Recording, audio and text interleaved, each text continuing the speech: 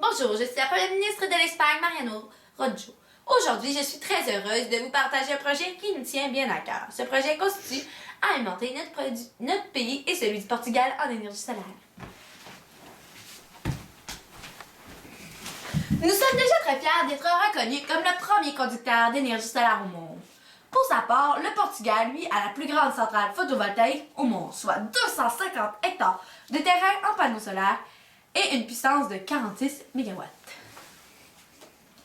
Et oui, les centrales solaires photovoltaïques sont les centrales les plus connues dans le monde, comme la centrale Mont-Soleil en Suisse, Monte di Castro en Italie, Tour-Océan en France et plusieurs autres, car la méthode des centrales solaires photovoltaïques est très simple. Pour ce faire, il suffit d'installer plusieurs panneaux solaires qui reçoivent beaucoup d'ensoleillement pendant l'année.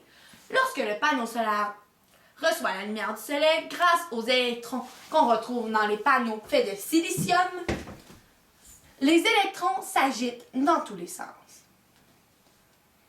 Mais cela ne crée pas l'énergie. Pour ce faire, il faut créer d'un côté un surplus d'électrons et de l'autre côté un déficit d'électrons. Pour créer le surplus d'électrons, il suffit de mettre sur la première couche du panneau solaire du phosphore qui possède un surplus d'électrons et sur la deuxième couche du bore qui est en déficit d'électrons. Ensuite, on relie les deux parties en un courant électrique. Il pourra nous alimenter en énergie.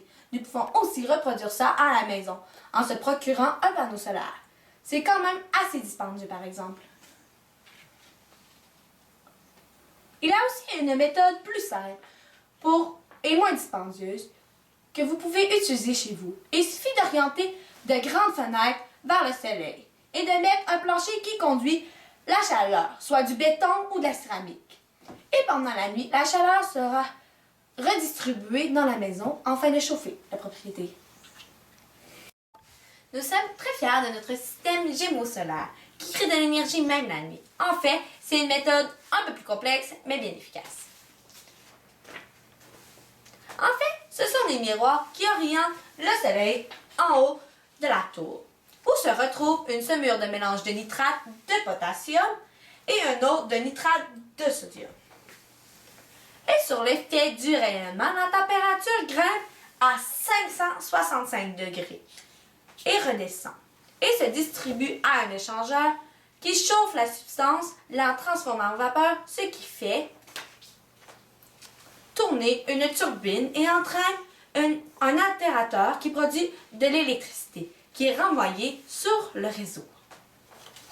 Nous avons décidé d'utiliser l'énergie solaire, une énergie renouvelable et inépuisable, qui est bon pour notre environnement. Nous invitons les pays ayant beaucoup d'ensoleillement par année d'utiliser cette énergie. Si chacun de nous utilise des ressources naturelles, notre monde sera meilleur. Nous vous invitons à en faire tout autant. Merci de m'avoir écouté, Mariano.